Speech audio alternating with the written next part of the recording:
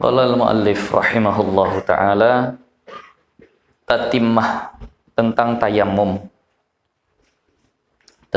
tayamum. Setelah belajar wudu dan sunnah-sunnah wudu selesai, sekarang belajar gantinya wudu, yakni tayamum.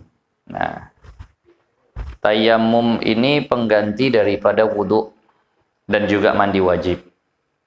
Nah, ketika ada uzur, nanti akan disampaikan apa saja uzurnya. Tayamum itu disyariatkan tahun ke-6 daripada hijrah. Jadi ketika Rasulullah udah hijrah ke Madinah, selama di Mekah belum ada tuh tayamum. Selama di Mekah belum ada tayamum. Nah, jadi ada satu riwayat dari Imam Bujairami, yang menukil dari Imam Tirmidzi dan Imam Hakim. Dikatakan bahwasannya Allah kan ciptakan langit dan bumi. Ternyata bumi itu isinya memang makhluk-makhluk yang banyak bikin masalah, kan gitu. Sementara langit isinya adalah makhluk-makhluk yang taat, malaikat. Jadi saat itu langit berbangga dari bumi. Dia merasa dia lebih luar biasa daripada bumi karena isinya adalah makhluk-makhluk yang mulia.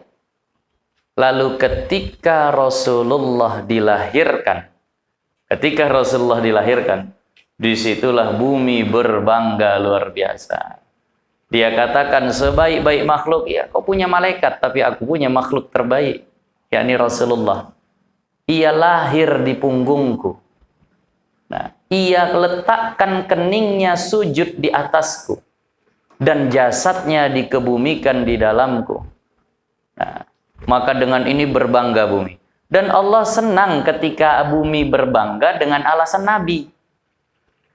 Allah senang bumi itu bangganya bukan karena emasnya, bukan karena perak yang ada di dalam tambangnya, bukan karena hal-hal yang luar biasa yang ada di bumi itu, bukan.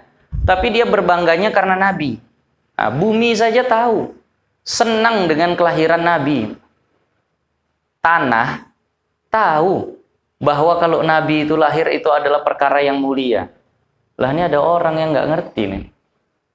Nabi lahir dianggap biasa saja gitu. Ada orang senang dengan hari kelahiran Nabi, disalah-salahin gitu. Ini berarti lebih rendah dari tanah nih orang. Karena tanah saja, bumi saja tahu dia berbahagia dengan lahirnya Nabi. Nah, jadi sekarang ini kan kalau kita lihat bulan-bulan inilah, ini Facebook, sosial media, Instagram, manapun lah. Wah, rame heboh. Ini bulan penuh cinta jadi bulan penuh debat gara-gara mereka. Tak habis-habis, udah basi nasi saja dibahas. Saya punya sosial media, Facebook punya, tapi udah lama tak saya tengok. Kadang-kadang saya nih, orang HP saya pun tak ada Android lagi. Kadang lihat punya istri. Wah, itu banyak kali kiriman ke saya. Nah, dalil kesunahan maulid palsu. Ya, kami memang nggak berpegang kepada dalil itu. Banyak betul sebenarnya. Dari WA lagi kirim ke saya. Hendaknya para ulama menegaskan bahwa maulid itu bid'ah segala macam. Ya Allah. Kok nggak habis-habis lah orang yang seperti ini. Udah sampai capek dari dulu galaknya begitu saya. Pokoknya semua sekarang udah nggak peduli lagi. Nggak berubah soalnya. Mau disampaikan bagaimanapun. Udah pernah disampaikan tentang masalah maulidnya. Saya bilang maulid itu intinya kan ngaji.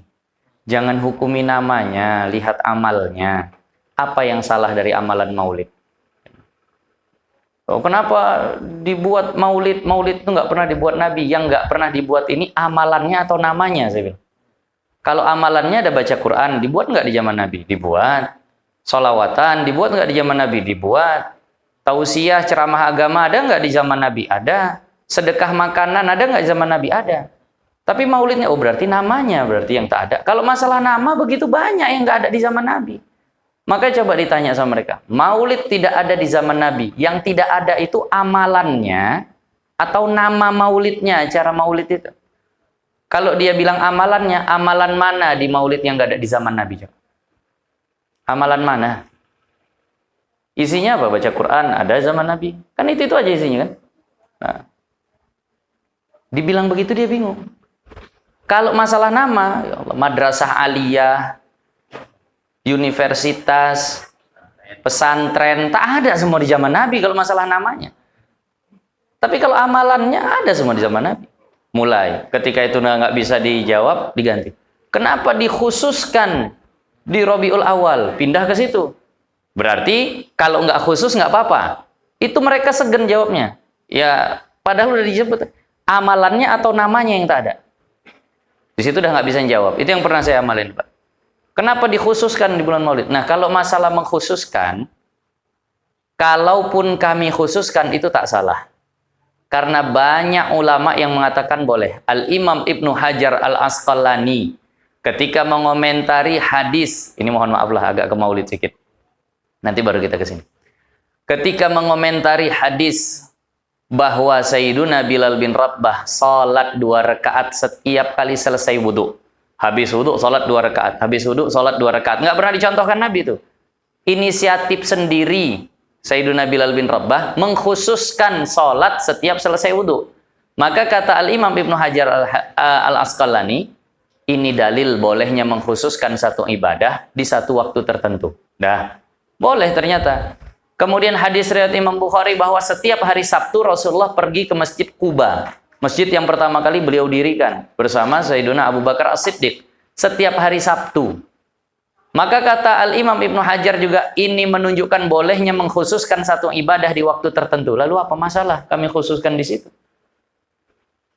Kalaupun seandainya dikatakan mengkhususkan, tidak. Kami di pesantren itu maulidnya seminggu sekali. Bukan setahun sekali, seminggu sekali, tiap malam Selasa kami maulid, karena hari Senin Rasulullah dilahirkan. Nah, kami maulidnya tiap malam Selasa, seminggu sekali. Dah. Tak bisa terjawab berganti. Itu tapi ada mahalul qiyam berdiri-berdiri begitu apa? Yang itu belum terjawab, udah pernah salahkan yang ini lagi. Kenapa berdiri-berdiri begitu? Ada tiba-tiba berdiri ramai, itu apa ada di zaman Rasulullah? Ya Allah. Masalah berdiri. Itu kita berdiri ketika apa? Ketika Rasulullah disebutkan. Ini ada satu riwayat, Imam Ahmad bin Hambal pernah lagi sakit parah, dijenguk sama kawannya. Ketika dijenguk, ngobrol. Tiba-tiba di tengah obrolan, Imam Ahmad bilang, tolong berdirikan aku.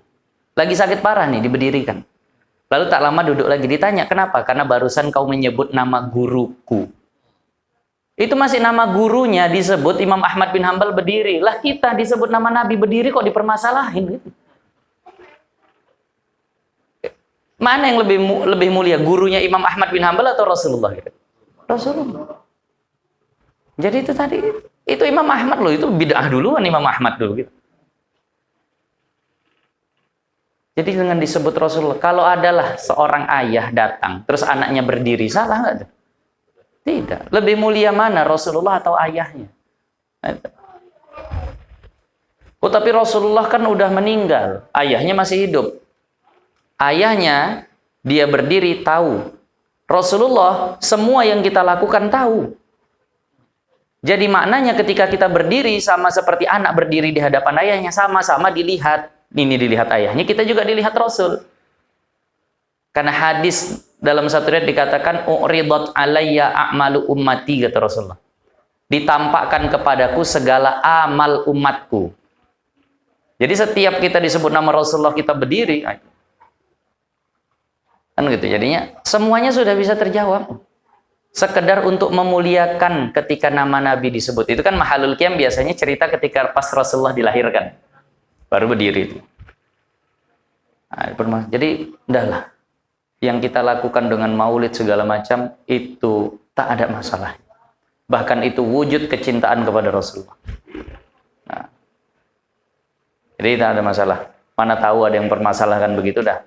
Paling tidak bisa jawabnya lah. Nah, paling tidak bisa jawabnya. Nah, jadi bumi bergembira dengan lahirnya Rasulullah. Allah senang, ternyata alasan bumi berbangga adalah Nabi Muhammad. Maka karena itu bumi tanahnya dijadikan suci dan mensucikan. Nah, bisa suci dan bisa menjadi alat bersuci. Itu hadiah dari Allah karena bumi berbangga, alasannya baginda Nabi. Nah, itulah kisahnya. Nah, kita balik ke kitab. Yatayammamu tatimmah, seseorang bertayamum anil hadasain, atas dua hadas. Hadas kecil dan hadas besar. Jadi tayamum ini bisa menjadi pengganti dari wudhu untuk hadas kecil, dan tayamum ini juga bisa menjadi pengganti untuk mandi wajib untuk hadas besar. Nah, hukum tayamum ini bisa 4. Bisa wajib, bisa makruh, bisa haram, bisa mubah. Kapan tayamum itu wajib? Kalau dia pakai air, dia bisa mati. Nah, itu dah, itu wajib. Nggak boleh dia pakai air, dia wajib tayamum. Kapan tayamum ini hukumnya mubah? Tayamum hukumnya mubah kalau seandainya dia pakai air bertambah sakit, tapi masih bisa ditahan. Nah, kalau dia pakai air sakit, tapi masih bisa ditahan, itu boleh tayamum. Bukan wajib tayamum. Kalau dia mau wudhu silahkan, tapi ya dia tahankan sakitnya. Jadi tayamum di sini hukumnya boleh. Atau tak ada air, yang ada orang jual air, tapi harganya lebih mahal dari harga standar. Boleh nggak dia tayamum? Boleh. Bukan wajib tayamum. Kalau dia mau beli pun boleh, walaupun keluar duit lebih banyak. Nah, ada tayamum itu makruh. Makruh tayamum itu kalau ngulang tayamum sebelum tayamumnya batal. Kalau wudhu kan sunnah diulang. Wudhu dipakai sholat sunnah, mau sholat fardunya dia wudhu lagi, bagus tuh. Tayamum dipakai sholat sunnah, mau sholat fardunya dia tayamum lagi. Nah, itu makruh justru malahan, mengulang tayamum. Nah, tayamum bisa jadi haram kalau tanpa uzur. Kalau itu haram jelas. Nah, itu hukum tayamum bisa 4. Tayamum anil hadasaini li faqdi ma'in, karena tidak ada air. Ini alasan pertama. Alasan pertama karena tidak ada air. Nah, kalau alasannya karena tidak ada air, maka di sini tayamum hukumnya azimah. Lanjutannya au khaufi mahdurin min istimalihi, atau takut karena perkara yang dilarang daripada menggunakannya. Artinya ada uzur. Jadi tayamum ini diperselisihkan oleh ulama, dia ini rukhsah atau dia ini azimah. Pernah dengar istilah ini ya? Yang belajar kitab Sabilal Muhtadin biasanya pernah dengar. Pas pembahasan tayamum itulah yang dibahas. Tayamum ini rukhsah atau azimah? Rukhsah itu keringanan. Asalnya nggak begitu. Nah, tapi datang keringanan. Kalau azimah ini memang dia dari asal seperti itu. Nah, maka diperselisihkan ulama. Maka kesimpulannya dalam kitab Mughni begini. Kalau tayamum karena tidak ada air, maka dia itu azimah. Kalau tayamum karena uzur, karena sakit, ada air tapi untuk minum, itu namanya kan uzur. Ah, ini dia rukhsah. Kenapa mesti dibahas azimah dan rukhsah begini? Masalahnya begini. Kalau ada orang melakukan perjalanan, kemudian dia bertayamum, tapi perjalanannya niatnya maksiat. Kalau tayamum ini rukhsah, dia nggak boleh tayamum tuh, wajib qadha. Tapi kalau tayamum ini azimah, maka dia boleh tayamum dan tak wajib qadha. Ah, maka begini. Ada orang melakukan perjalanannya niatnya maksiat. Misal mau apa? Mau jumpa sama seorang perempuan yang bukan mahramnya. Nah, mau pacaran dia, pergi jauh. Ternyata di tengah jalan tidak ada air.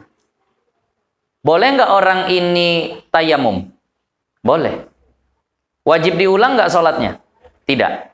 Seandainya di padang pasir tadi nggak ada air.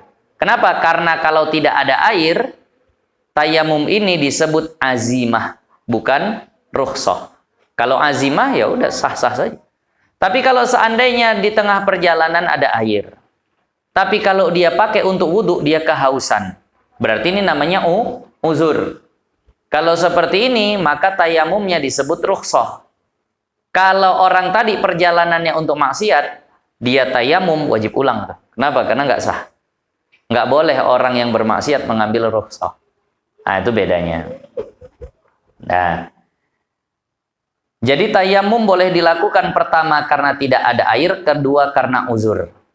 Nah, uzurnya ini biasanya disebut dengan uzur tayamum. Nanti kalau seandainya dibaca di kitab, ada istilah uzur yang membolehkan tayamum. Contoh, boleh seseorang tidak pergi sholat Jumat karena sakit. Kan itu.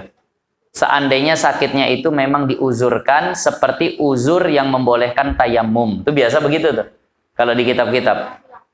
Uzur yang membolehkan tayamum itu maksudnya bagaimana? Pertama, kalau dia lakukan sakitnya bertambah. Satu. Kalau dia lakukan sakitnya nggak bertambah tapi lambat sembuhnya. Atau kalau dia lakukan sakit nggak bertambah, sembuhnya juga tak akan tambah lama, tapi akan meninggalkan bekas yang buruk. Belang misalnya atau bagaimana.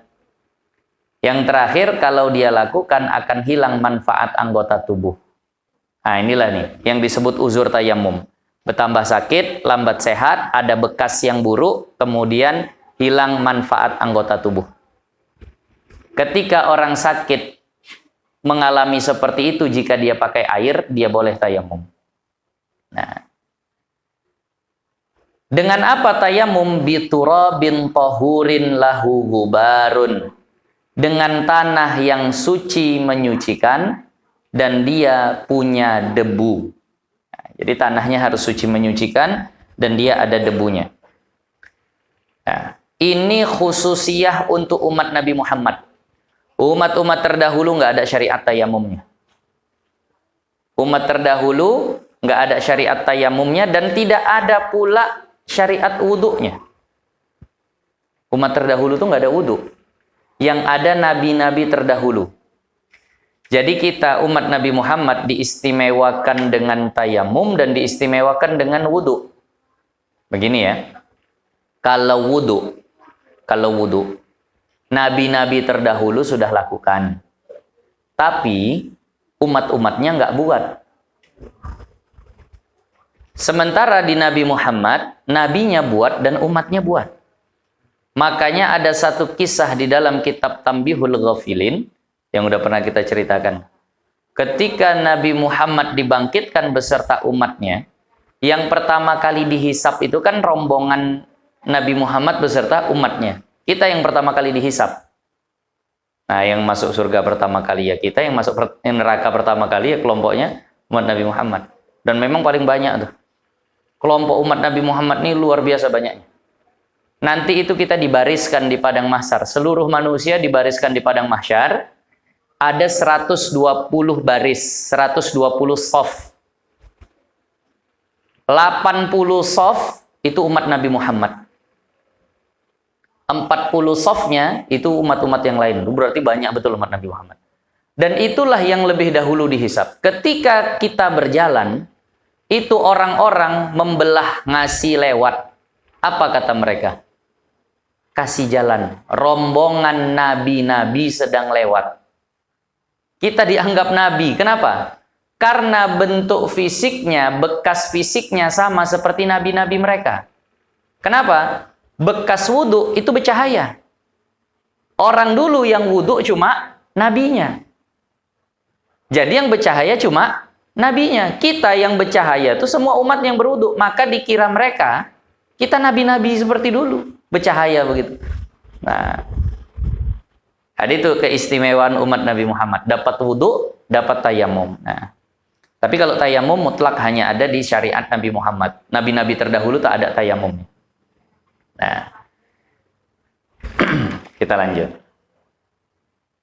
Wa arkanuhu dan rukun-rukunnya tayamum di sini nggak tergitu banyak. Lebih banyak pembahasan tayamum di dalam kitab Matlaul Badrain daripada di kitab Fathul Mu'in. Wa arkanuhu dan rukun-rukunnya tayamum itu niyatu istibahati salatil mafrudati. Yang pertama niat membolehkan salat fardu makrunatan binaqlit turabi, berbarengan dengan memindahkan tanah. Nah, rukunnya yang pertama niat. Niatnya bagaimana? Bukan sengaja aku tayamum, bukan. Bukan sengaja aku mengangkat hadas, bukan. Karena tayamum tidak mengangkatkan hadas. Tapi niatnya sengaja aku membolehkan fardu sholat. Kalau mau ditambah tayamum boleh. Sengaja aku tayamum untuk membolehkan fardu sholat. Begitulah syariat. Kapan itu berniat? Ketika tangan ditepukkan di tanah, pas diangkat, disitulah berniat. Sengaja aku membolehkan fardu sholat. Kalau bisa memang sampai tangan itu kena ke wajah, jangan hilang niatnya. Nah, menurut Imam Ibnu Hajar, seperti itu. Tak boleh hilang niatnya. Tak boleh hilang niatnya. Dari awal ngangkat sampai kena ke sebagian wajah. Itu Imam Ibnu Hajar. Tapi kalau Imam Romli nggak apa-apa hilang. Nah, yang penting pas kena ke wajah, ingat lagi niatnya tadi. Nah, jadi kalau Imam Ibnu Hajar wajib dari angkat sampai kena ke wajah, dilanggengkan terus niatnya. Nah, tapi kalau Imam Romli tak pala. Gitu. Pokoknya asal ada niat di antara itu tadi sudah memadai. Itu Imam Romli. Nah, jadi itu niatnya. Sengaja aku tayamum untuk membolehkan fardu sholat. Bukan sengaja aku tayamum untuk mengangkat hadas kecil, bukan. Nah,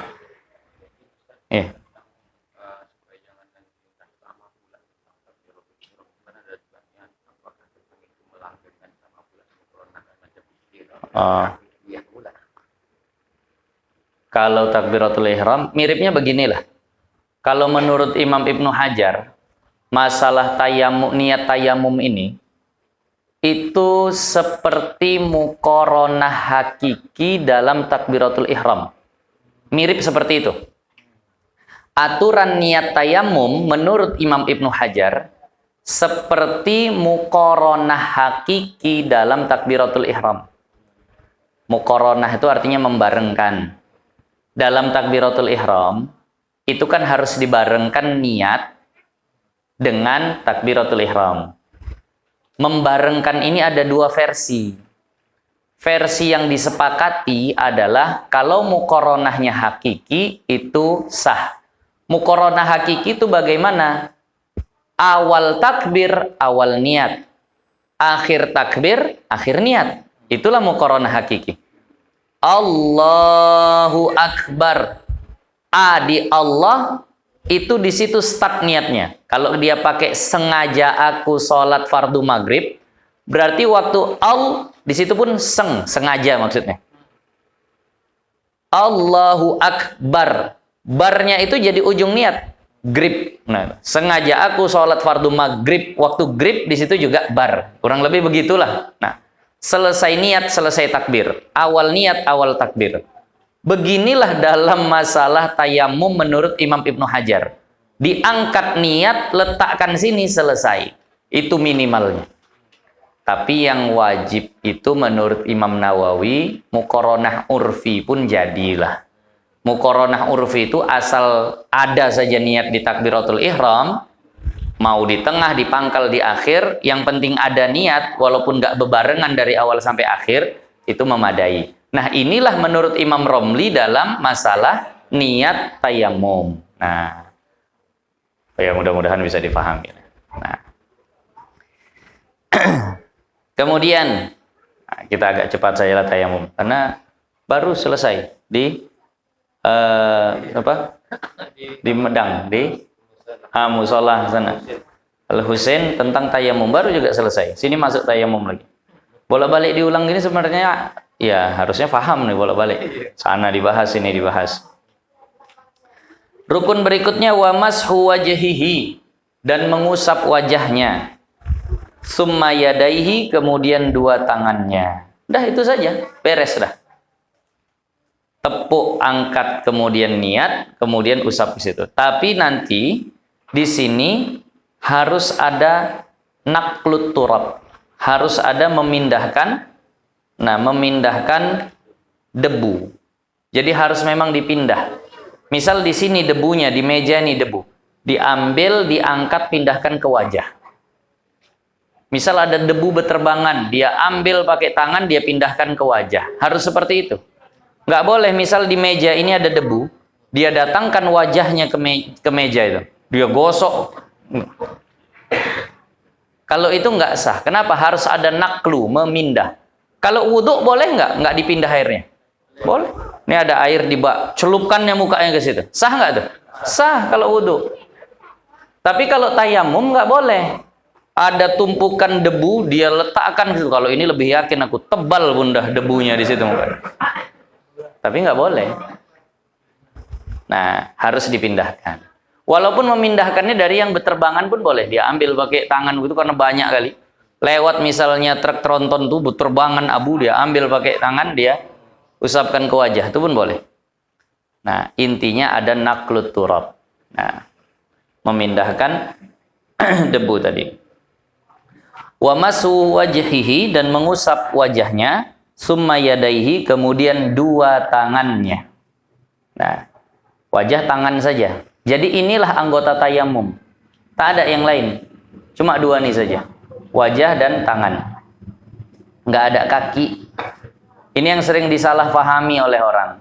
Kakinya tak bisa kena air, kakinya ditayamumkan. Salah. Tak ada tayamum di kaki. Masih banyak orang salah di situ. Kadang ustadz pun salah pula menjelaskan. Ustadz di Medan udah ngisi ceramah masih salah. Ustadz, kaki saya nggak bisa kena air. Kenapa? Ada kutu airnya. Ada penyakit kutu air yang bikin kaki kekelupas-kelupas kulitnya itu. Nah, jadi cuman Ustaz, tayamum lah. Cemana tayamumnya? Kasih apa? Tanah kakinya itu. Ya Allah ya Rahman. Allah. Jadi tadi lah. Apalagi masalah tayamum ini ya. Ini kalau nggak ngaji kitab nggak sampai ini. Ngaji-ngaji YouTube aja pun nggak sampai itu kalau ngaji-ngaji YouTube. Nggak ada orang khutbah bahas tayamum, khutbah Jumat, tak ada. Bikin seminar tayamum tak ada. Memang harus ngaji kitab. Ada khutbah Jumat ngaji tayamum tak ada ya. Nah, adapun judul khutbah Jumat kita kali ini tentang syarat dan rukun tayamum. Mana?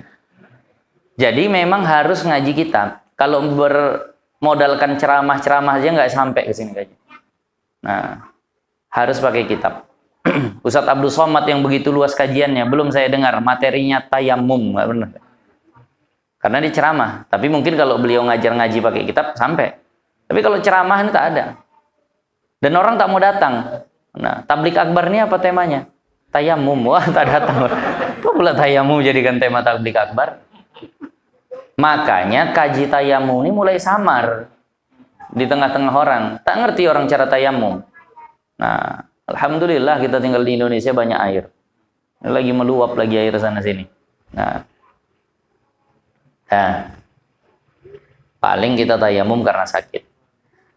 Kemudian walau tayaqqana ma'an, kalau seseorang yakin ada air akhiral waqti, di akhir waktu, fantizaruhu afdal, maka menunggunya afdal, bukan wajib ya, hanya afdal. Misal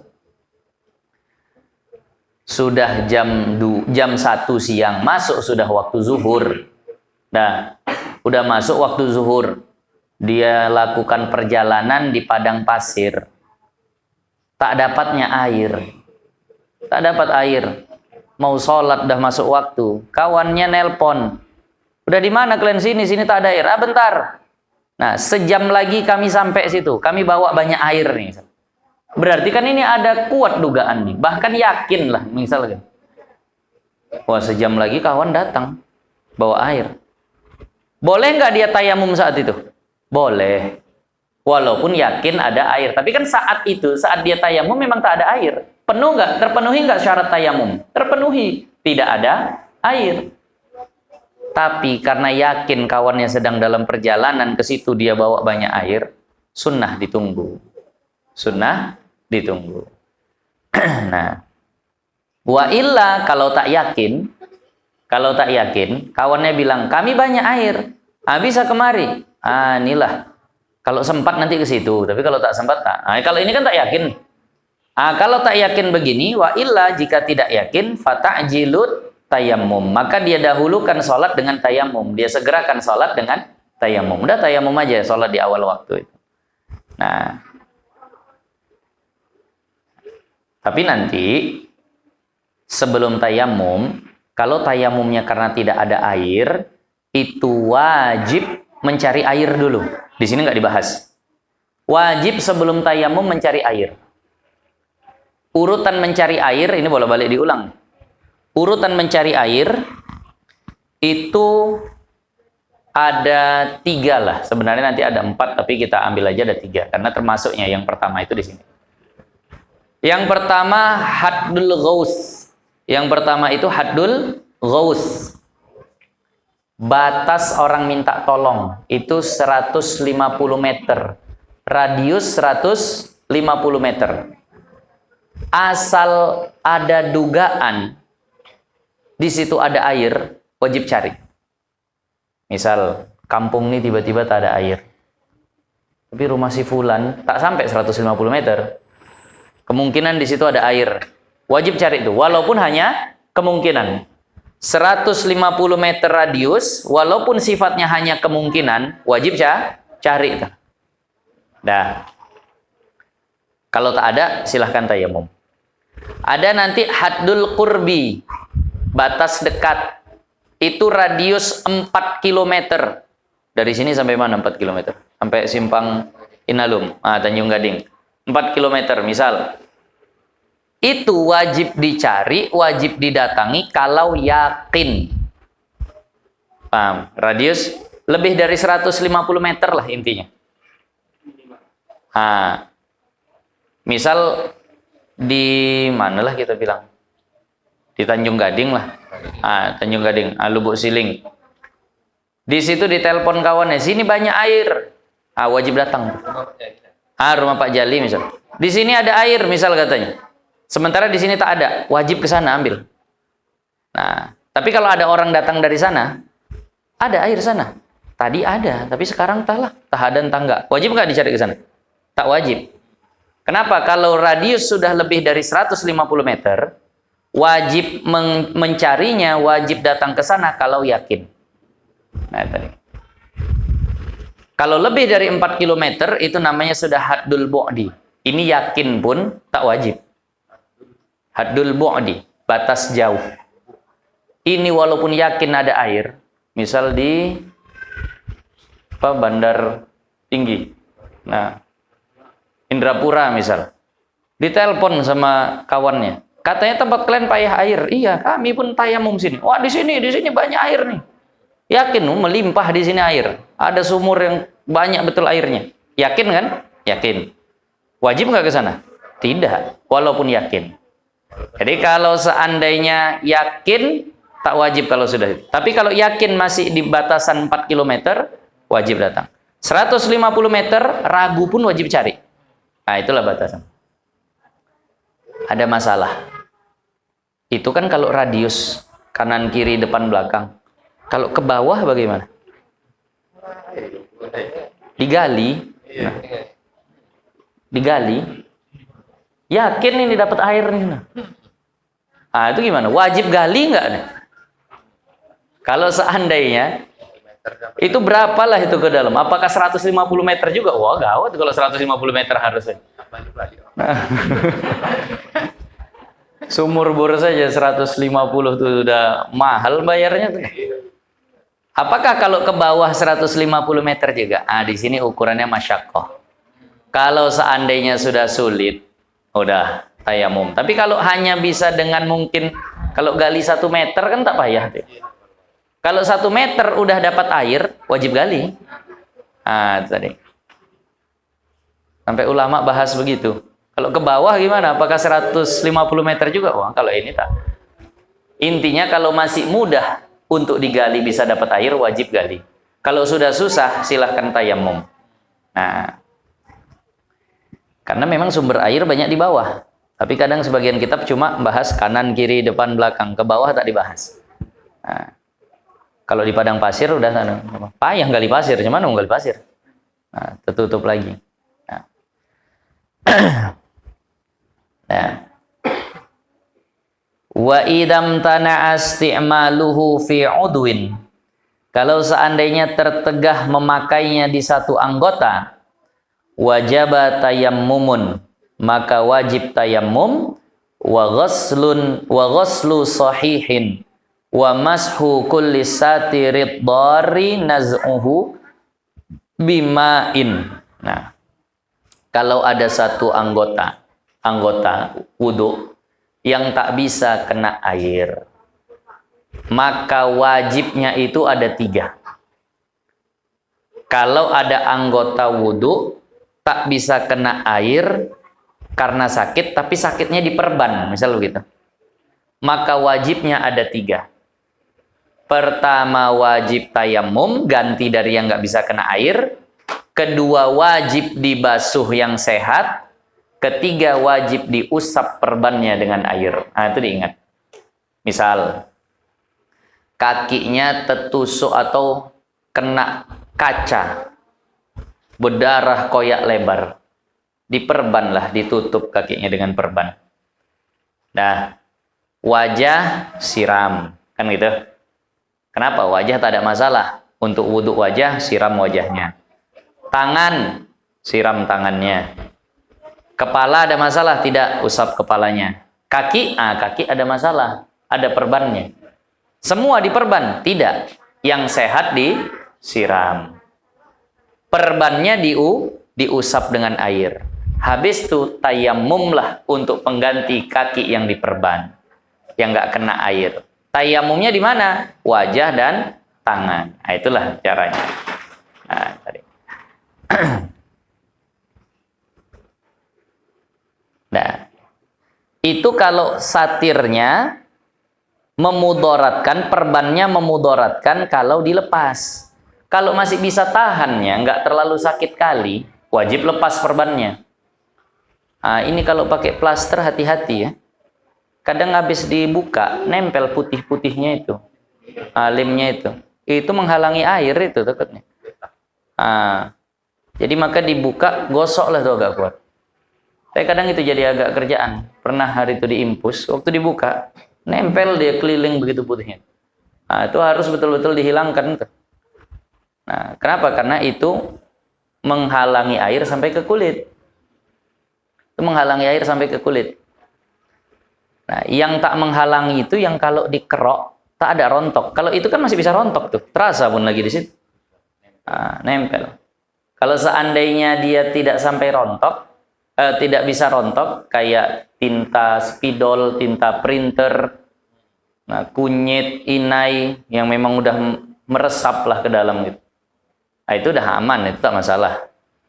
Nah, kadang ada orang tukang servis printer tuh, sering tanya sama kita, Ustaz, kalau tangan kena tinta printer, payah itu kadang hilangnya. Itu kalau wudhu saja sah atau tidak? Saya bilang, itu tinta printer kalau digosok-gosok ada yang rontok tidak? Kalau yang pas tebal ada, begitu udah tipis tak ada lagi katanya. Udah tinggal bekasnya saja begitu. Tapi tetap nampak warna hitamnya. Nah, itu memadai untuk wudhu. Nah, karena kayak inai dia. Tapi kalau cat minyak, cat rumah, itu harus. Kenapa? Rontok itu kalau di apa ya?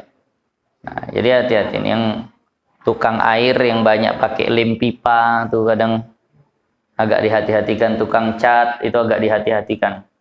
Setitik saja nampak habis sholat, yakin dia tadi wudhu itu ada, wajib diulang tuh. Nah, kecuali kalau ada ihtimal itu terjadinya setelah sholat, itu nggak masalah. Nah.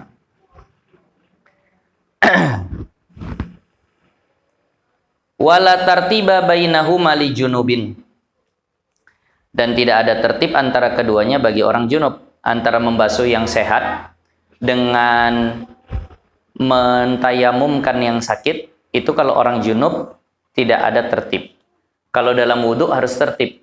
Misal yang nggak bisa kena air kaki, maka tayamumnya nanti pas giliran kaki.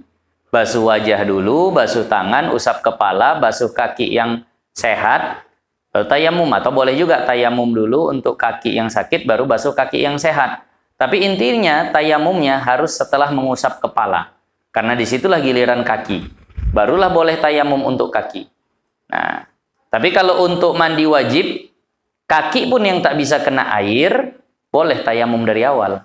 Kenapa? Karena anggota mandi wajib 1. Anggota wudhu ada 4. Anggota mandi wajib 1 itu apa? Seluruh tubuh.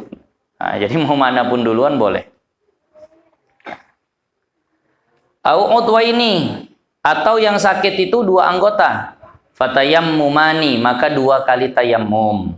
Nah, maka 2 kali tayammum. Kalau yang sakit itu 2 anggota. Nah, misal muka ada yang sakit, tangan ada yang sakit, basuh wajah, tayammum untuk wajah yang sakit. Basuh tangan, tayammum untuk tangan yang sakit. Seterusnya lah begitu. Nah, jadi harus 2 kali tayammumnya. Wala yusalli bihi ila fardhan wahidan walau nadharon. Dan kalau orang sudah tayamum, hanya boleh 1 kali sholat fardu. Nah, hanya boleh 1 kali sholat fardu, tak boleh 2 kali sholat fardu. Nah, hanya boleh 1 kali. Walaupun sholat fardunya itu nazar. Dia bernazar, besok aku sholat duha. Aku nazar besok sholat duha. Ternyata tak bisa pakai air, tayamumlah dia. Maka habis sholat duha, boleh lagi sholat zuhur? Tak boleh. Nah, itu tadi. Tak boleh. Nah. Apa? Sholat mu'adah boleh, karena itu hukumnya sunnah. Nah. Begini, ada satu masalah. Ada orang tayamum. Ada orang tayamum dengan niatan sengaja aku tayamum untuk membolehkan perkara yang butuh kepada bersuci. Kan itu niat umumnya seperti itu. Sengaja aku tayamum untuk membolehkan perkara yang butuh kepada bersuci. Dah, sah nggak tayamumnya? Nah, dia rencananya mau sholat duha. Jadi dia tayamum. Setelah dia tayamum untuk sholat duha, dia pun sholat duha jam 11:30. Setelah itu, tak ada batal tayamumnya. Masuk waktu zuhur. Boleh nggak dia sholat zuhur dengan tayamum duhanya tadi? Boleh nggak? Syarat tayamum harus tayamum setelah masuk waktu. Waktu dia tayamum belum masuk waktu zuhur. Tapi tayamum duhanya sudah batal belum? Belum, karena masih dipakai sholat sunnah. Boleh nggak sholat sunnah sama sholat fardu digabung? Satu tayamum. Boleh, sholat sunnah 1, sholat fardu 1. Boleh nggak satu tayamum tuh? Boleh.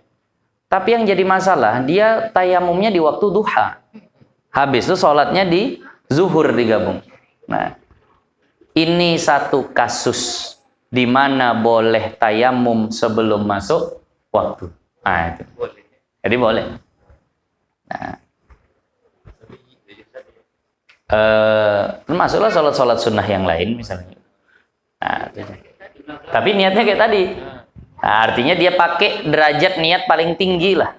Sengaja aku tayamum untuk membolehkan fardu sholat, misalnya itu. Atau pakai niat umum, sengaja aku tayamum untuk perkara yang butuh kepada bersuci. Nah, ya. Dia niat, kemudian dia sholat duha. Nah, bisa. Masuk zuhur, karena belum batal tayamum ya. Langsung sholat. Nah. Iya, sekali aja sholat zuhurnya. Boleh juga. Pokoknya kan satu fardu saja. Sholat sunnah sebanyak apapun boleh. Nah, tadi. Tapi kalau sampai asar tak boleh. Nah. Wasahha janaizu ma'a fardin. Dan sah sholat jenazah beserta sholat fardu. Walaupun jenazah disebut fardu, tapi fardunya fardu kifayah. Fardu kifayah itu bimanzilatin nafilah. posisinya sama seperti sholat sunnah. Maka boleh satu tayamum untuk satu sholat fardu dan sholat jenazah. Sholat jenazah. Nah, jadi ini pembahasan tentang tayamum. Nah, kita tak panjang lah di tayamum karena di sini pun cuma sedikit. Nah, yang lalu kita udah habis blok-blok tayamum di kitab Matla'ul Badroin. Nah, ini termasuk pembahasan yang amalnya tak diamalkan. Nah, kita pokoknya berhenti jam 10, 1,5 jam. Nah, ini kita masuk ke berikutnya. Wa nawaqiduhu, dan perkara yang membatalkannya. Perkara yang membatalkan wudu. Ai asbabu nawaqidul wudu'i arba'atun.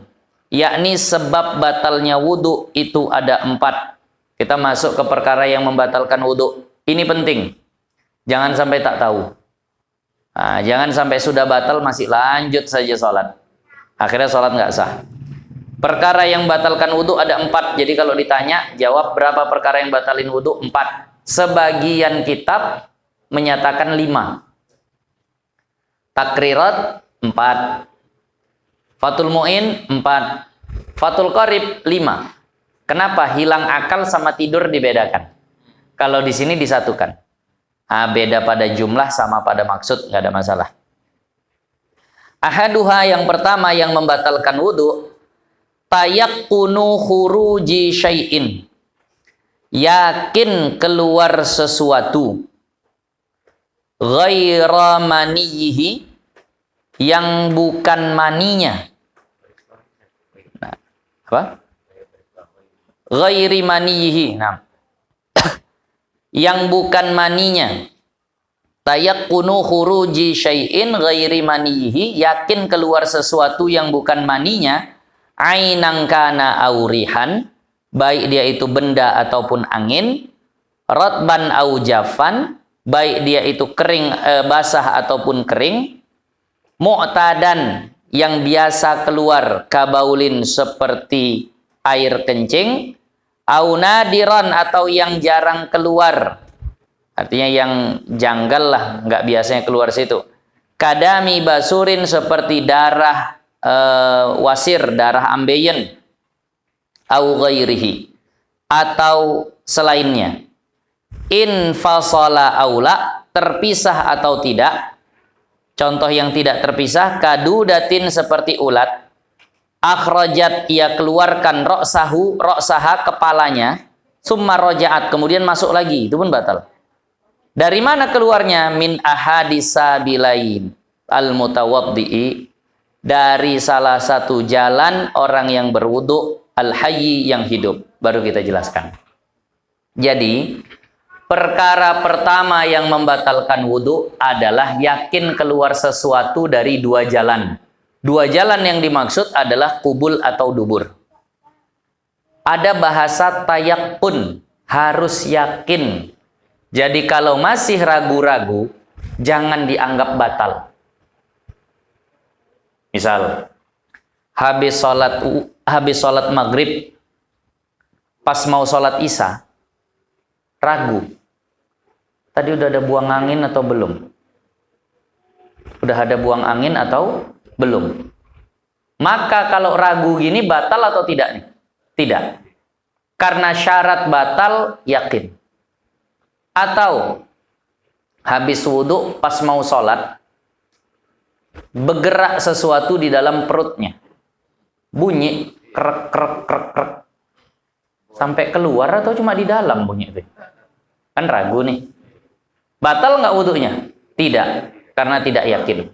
Nah, ini berlandaskan kepada hadis Rasulullah, bahwa Rasulullah SAW pernah bersabda, apabila sholat salah seorang di antara kalian dan dia rasakan ada pergerakan di perutnya, nah maka jangan falayan sorib, maka jangan dia batalkan sholatnya sampai dia dapati ada bau ataupun ada suara. Karena bau dan suara itu alamat yakin, itu tanda yang bisa membuat kita yakin. Tapi kalau sekedar bunyi krek atau ada seperti yang mungkin bergeser kulit di antara dubur tadi itu, Nah, kadang kan mau dari duduk, kemudian berdiri, kemudian ada yang bergerak. Mohon maaf, kadang celana dalam tuh mau dia agak terjepit di situ. Rupanya itu yang terlepas, begitulah. Jadi bahasanya kayak, kok ada yang bergerak situ? Tapi nggak yakin entah buang angin atau kain yang terjepit tadi dia terjatuh. Gitu. Ini kalau seperti ini tidak batal wudhunya. Kecuali kalau ada tercium atau ada terdengar suara. Maka memang batalnya sesuatu, batalnya wudhu itu tayakun khuruji syai'in. Yakin keluar sesuatu. Baik angin ataupun air, apalagi yang padat. Nah, jadi di sini Sayyiduna Abu Hurairah ketika meriwayatkan sebuah hadis. Kata Sayyiduna Abu Hurairah, la yaqbalullahu salata ahadikum idza ahdatsa hatta yatawadda. Tidak diterima salat salah seorang di antara kalian kalau dia berhadas sampai dia berwudu. Yang mendengar bertanya, wahai Abu Hurairah, hadas itu apa sebabnya? Maka dijawab Abu Hurairah, ad-durat, buang angin. Jadi ketika dijawab dengan buang angin, maka faham sudah orang-orang kalau yang sehalus angin saja membatalkan, apalagi yang lebih berat dari angin. Jadi orang dulu tuh cerdas ya. Enggak kayak orang-orang sekarang. Orang dulu ketika dibilang, kata Sayyiduna Abu Hurairah, buang angin batal. Ya buang air batal juga lah. Kenapa? Air itu lebih berat dari angin. Istilahnya kias aulawi, dikiaskan kepada yang lebih berat. Kalau angin saja batal, apalagi air, apalagi yang padat. Begitu orang dulu.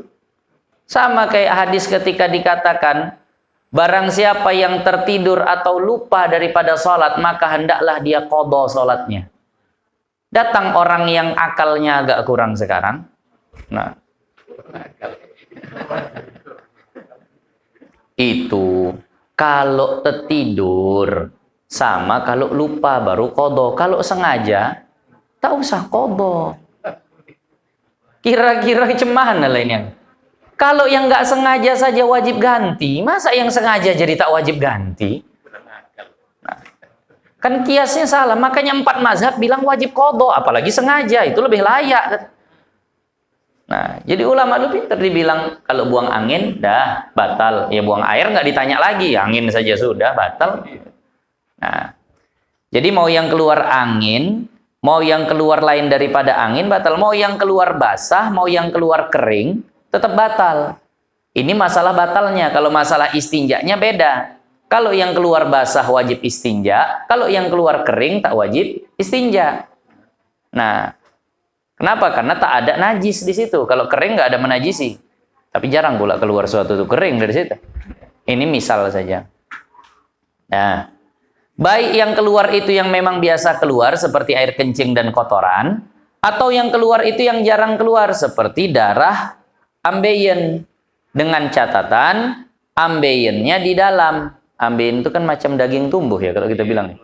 Nah, seandainya, mohon maaf bahasanya, ada orang wasirnya itu, ambeiennya itu masih di dalam dubur, lalu ternyata menetes darahnya sampai keluar dubur, batal lah wudhunya. Tapi mohon maaf, kalau ambeiennya sudah di luar dubur, menetes darah dari yang luar dubur itu nggak batal. Nah, itu nanti ada penjelasan seperti itu. Infasola aula, terpisah ataupun tidak. Mau terpisah ataupun tidak, tetap batal. Contoh yang tidak terpisah, contoh yang terpisah itu macam kotoran, macam air kencing, itu kan terpisah tuh. Contoh yang tidak terpisah mana?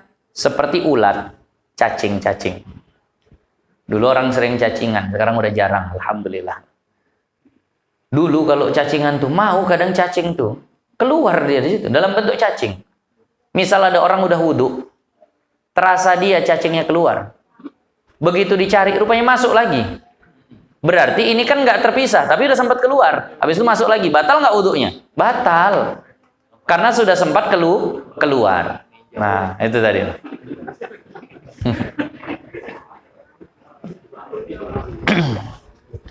Nah, maka batal wudunya. Kalau keluarnya dari salah satu dua jalan, kubul atau dubur. Nah, kalau lain daripada itu nggak batal. Keluar dari mulut tak batal. Keluar dari kuping tak batal wudu. Ada orang habis wudu, mimisan, berdarah hidungnya banyak. Batal nggak wudunya? Tidak. Nah tadi. Kecuali kalau ada kasus begini. Ada orang punya lubang di tubuhnya. Punya lubang di tubuhnya. Kadang pun sengaja dibuatkan lubang di tubuhnya. Nah, dari situlah keluar sesuatu. Ini bagaimana hukumnya? Maka nanti ada pembahasan. Hukum keluarnya sesuatu dari lubang yang ada di tubuh. Apakah membatalkan wudhu atau tidak? Maka dirinci. Pertama, seandainya dia punya lubang di tubuh, ada koyaan di perutnya. Dah, itu kadang keluar air dari situ, bahkan kadang keluar kotoran misalnya dari situ. Maka pertama dilihat, seandainya jalan yang utama, kubul dan duburnya masih terbuka, lalu di situ ada lubang, kalau keluar sesuatu dari situ nggak batal. Kenapa? Karena jalan utamanya masih dianggap. Kalau kubul atau duburnya masih aktif, keluar sesuatu dari lubang tambahan di tubuhnya tadi, itu nggak batal. Sepakat ulama di situ. Satu. Lalu kedua, dia punya lubang tambahan di badan, dan kubul atau duburnya tertutup, tersumbat. Maka di sini dilihat. Kalau tersumbatnya khalqi, kalau tersumbatnya sejak lahir, memang udah tak ada lubang duburnya, memang udah tak ada lubang kubulnya. Dari lahir sudah tersumbat. Maka seandainya keluar sesuatu dari lubang, dimanapun letak lubang itu, bahkan kalau kitab seandainya lubangnya di kening, keluar sesuatu dari situ, batal wudu. Kalau lubang yang udah ada, ulama beda pendapat. Misal dari mulut keluar, dari kuping keluar, sementara lubang kubul dan duburnya tersumbat. Menurut Imam Ibnu Hajar batal, menurut Imam Romli tak batal. Nah, jadi tadi, afwan, terbalik. Menurut Imam Romli batal, menurut Imam Ibnu Hajar tak batal. Kalau lubang yang memang sudah ada. Nah. Ya, seandainya lubang kubul dan dubur tertutupnya tidak sejak lahir, tertutupnya mendatang, awalnya normal aktif sebagaimana biasa, lalu kecelakaan, tuh jatuh, rusak kubul dan duburnya, tersumbat. Nah, maka dibuatkanlah lubang baru. Ini baru batal kalau lubangnya itu letaknya di bawah pusar. Kalau seandainya di dada sini dikasih lubang, keluar dari situ nggak batal. Kalau tersumbatnya aridi, mendatang. Tapi kalau tersumbatnya dari lahir, seandainya lubangnya di dada, tetap batal juga. Itulah rinciannya. Nah, tapi ini lubang hanya hukumnya untuk masalah batalnya wudhu saja. Tidaklah dia dijadikan hukum kemaluan secara umum. Misal, ada orang kubul duburnya tersumbat, dibuatkan lubang di samping perutnya. Berarti ini kan pengganti dari kemaluan. Kalau keluar sesuatu, batal wudhu. Dari situ iya, dia dapat hukum kemaluan. Tapi dari yang lain tidak. Habis wudhu dia, disentuhnya lubang tadi itu. Apakah hukumnya jadi menyentuh kemaluan? Tidak. Nah, itu. Nah, ditengok sama orang. Apakah hukumnya orang itu jadi nengok kemaluan dia? Tidak juga. Nah, itu tadi. Jadi hanya diberlakukan hukum kemaluan dari segi batal wudhu, keluar sesuatu dari situ. Tapi kalau dia pegang pakai tangan, nggak batal wudhunya. Nah, tetap ke yang asli juga kalau masalah memegang. Begitu juga memandang. Nah, begitu juga memandang. Tak haram dilihat di situ. Nah, tadi yang haram memandang kepada yang di situ. Tetap kepada yang asli. Nah, al-hayyi jam 10.